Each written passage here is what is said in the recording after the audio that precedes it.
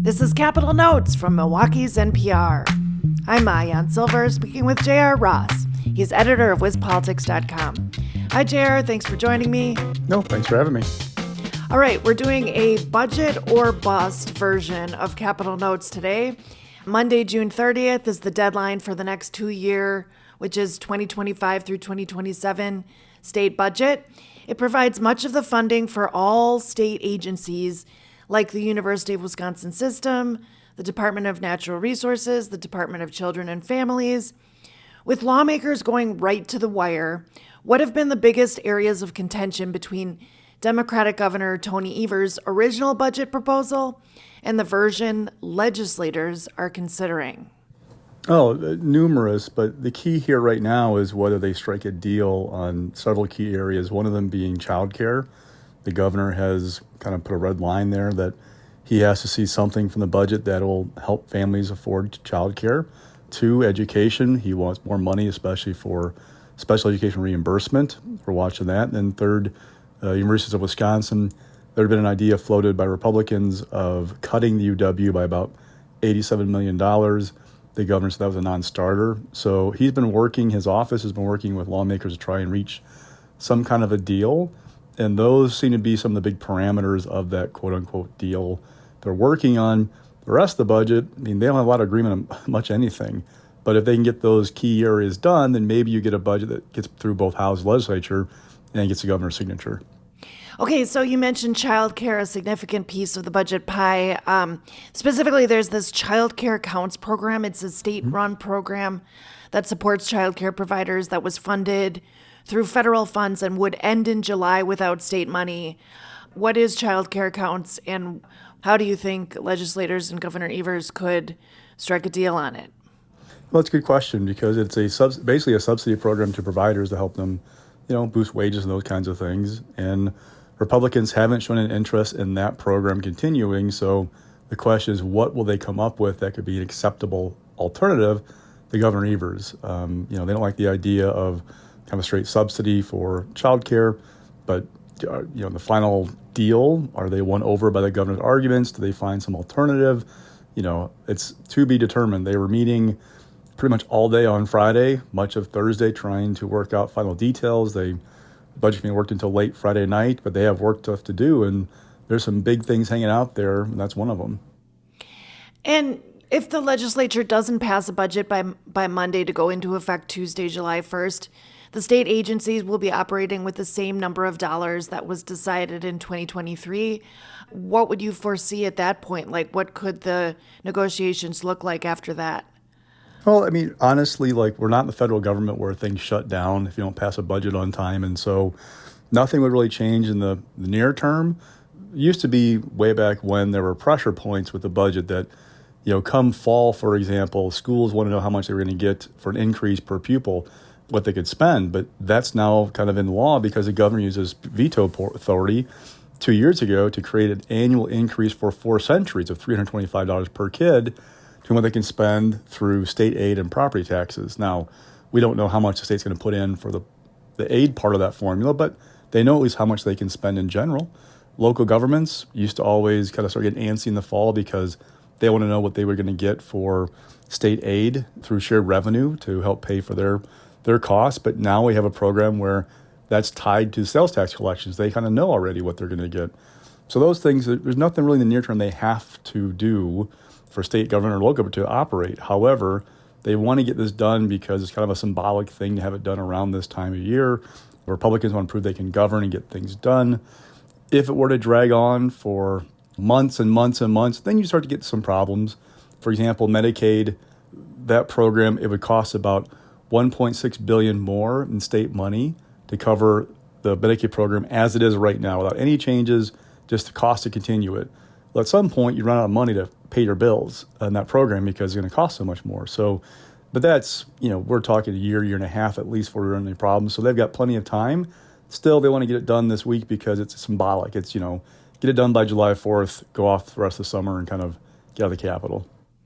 And so do you have any insights on what might bridge the gap between legislators and Evers on things like childcare and the UW system and things like that?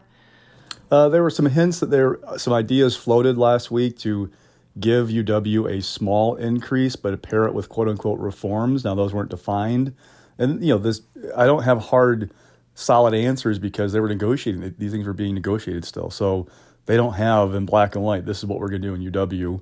This is not shared publicly, but there's an idea out there floated of giving UW a small increase, pairing it with these to be determined reforms that would make Republicans happy.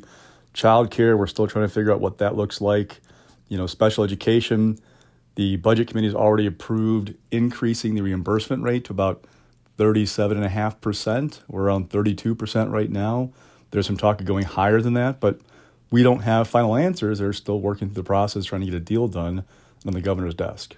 And one of the interesting things is right now it's in the Joint Finance Committee. That's the powerful Republican-controlled legislative committee that basically drafts its version of the budget. But then that budget has to be passed by the Assembly and the Senate. What do Republicans need to do in terms of negotiating with Democrats in the legislature to get that moving? Well, the first thing is Republicans would love to get a budget done without any Democratic votes. Whenever you're the majority party in a chamber, you want to do things with your own caucus, not rely on the minority party. When you do have to rely on the minority party, you empower them to ask for things. So their first goal is 17 GOP votes in the Senate and 50 in the Assembly. That looks unlikely, Remind however. people what the balance is right now of power? Yeah, it's 18-15 for Republicans in the Senate and 54-45 in the Assembly. The problem for Senator Leader Devin LeMahieu is in the Senate, he's already got two members who are all but no. Chris Campea, for example, a Republican from Delafield, he laid out three scenarios, and his preference was to kind of keep the budget as is. Don't do a new budget. Don't pass anything that would allow Evers to use his partial veto authority. So there's that. Steve Noss put out 4 benchmarks. That includes, for example, a $3.5 billion rebate, not a tax cut in terms like ongoing, but a one-time rebate to families. Some other things. He wants a cross-the-board cut in state agencies. Well, Evers is not going to sign that, so those guys are considered no's. So you're down to 16 Republicans in a best-case scenario. The question is, do you have 16 Republicans for sure with whatever you negotiate with Evers? Because the more things you do to make the governor happy, the more you risk alienating Republicans in your caucus and losing members who could be no votes. And the question becomes, how many Democrats would you need to pass that budget? So that's where they're kind of stuck right now, trying to figure out that math and what they have. And, for Democratic lawmakers, the governor may negotiate a deal, but if they don't like it, if they don't think it's enough, will they go on board, hold their nose and vote for it to deliver a budget for the state, or say we need to do something different? So that's kind of still a little bit of the dilemma they have to figure out the final numbers and pass this thing. You're tuned into Capital Notes. I'm WUWM's Maayan Silver, speaking with J.R. Ross, editor of WizPolitics.com. Okay, so a little bit ago you mentioned Medicaid and how in order to fund it fully, there would need to be a significant increase, $1.6 billion more. How are the potential federal cuts to programs like Medicaid affecting how Wisconsin legislators are writing the state budget? Oh, great question. We might not know for sure until the state budget's actually done, because this reconciliation package is still working its way through the U.S. Senate right now. They're making changes as we speak. We will see what the final package looks like. But, there's one thought that, you should maybe hold back some money from the surplus just in case. Governor Evers actually proposed doing that in his budget when he put it out back in February, of keeping a bigger reserve just to be on the safe side. Because along with Medicaid, there's programs like food stamps that they're talking about making states pick up more of the cost. So there's some things that if they don't accommodate those or account for them in the budget they pass, lawmakers could be looking at a challenging situation 6-9 months from now. And in a few of the developments this past weekend, or at least last week, there was this Knowles-Nelson Stewardship Program. It's a bipartisan land purchase program that allows Wisconsin's Department of Natural Resources to borrow money to buy land and set it aside for conservation programs.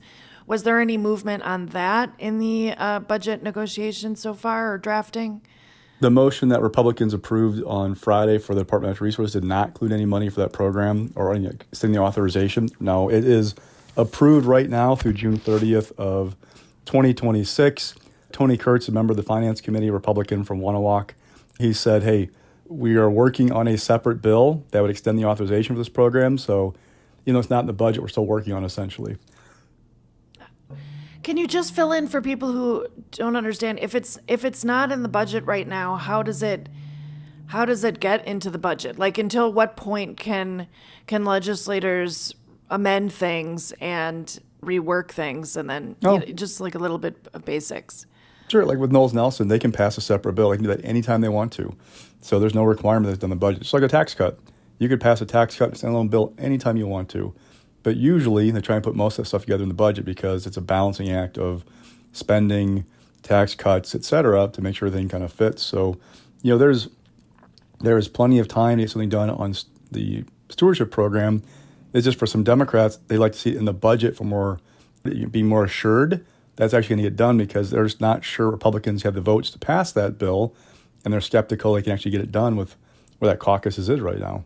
I see. And on that note, a few weeks ago, Joint Finance had signed off on a $1.3 billion tax cut plan. What's the latest there? It's still in the budget as far as we know. We're watching for any tweaks with those conversations with Governor Evers to see if he demands changes. If the governor, if he's going to run again in 2026, it's not a bad thing to sign a tax cut before you run for election. So it's not geared toward the wealthy.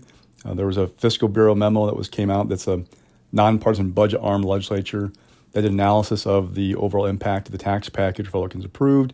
The bulk of that, the biggest benefits are those making between $100,000 and $200,000 for adjusted gross income for married couples. Now, definitely upper middle class, but not necessarily the wealthy. So we'll see if Evers is okay with that package or demands some changes or wants other things. Remember, he had a totally different approach to taxes, but that's part of the give and take, right? If he gets what he wants, education and childcare, he then has to give something to make it a true deal, and the tax package may be it. Interesting. Okay. Also, this 2-year budget is kind of still dealing with the ghosts of the 2023-2025 budget, which funded kids' literacy programs. It set aside $50 million to go into a supplemental fund that the Joint Finance Committee has to release to the Department of Public Instruction.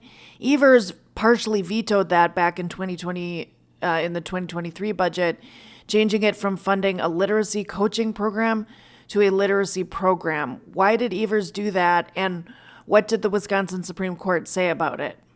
Oh, he wanted to kind of have a little more authority over how this money is spent, more freedom for Department of Public Instruction. The Supreme Court last week ruled 7-0 that Evers had exceeded his authority. Governors can only veto a bill if it has an appropriation. That's actually spending money. The bill that and the Republicans took this package and put it into 3 different bills. The money was in the budget, set aside in the Joint Finance Committee's supplemental appropriation. There was one bill that had some policy and one bill that directed how the money would be spent. Didn't actually spend anything, but laid out how it would be spent. That's the one that Governor Evers used partial veto authority on. The Supreme Court said, look, you have to have an appropriation, which is setting aside public money for a public purpose. That bill didn't do it, ergo the veto was inappropriate. So it basically restored the bill to as it was if the governor acted. The Finance Committee then released $9 million on Friday of the $50 million roughly that DPI had set aside for the agency. Now, there was a hint during the meeting on Friday of more is going to come, because if that money is not released by the end of the 30th, Monday, it would lapse back to general fund. But that's kind of an accounting thing. If you put an appropriation in the 25-27 budget, DPI will still get that money, you'd be fine. So we're watching the next step. They released a little bit of money right now. There'll be more of it released in the coming weeks. We'll see in this budget and how it works that way. All right. Thanks for this breakdown, JR, and thanks for joining me on Capital Notes. Anytime. That was JR Ross, editor of WisPolitics.com, speaking with me, WUWM's Maayan Silver. Listen for our segments every other Monday with an extended segment on lake effect, and check out the Capital Notes podcast wherever you get your podcasts.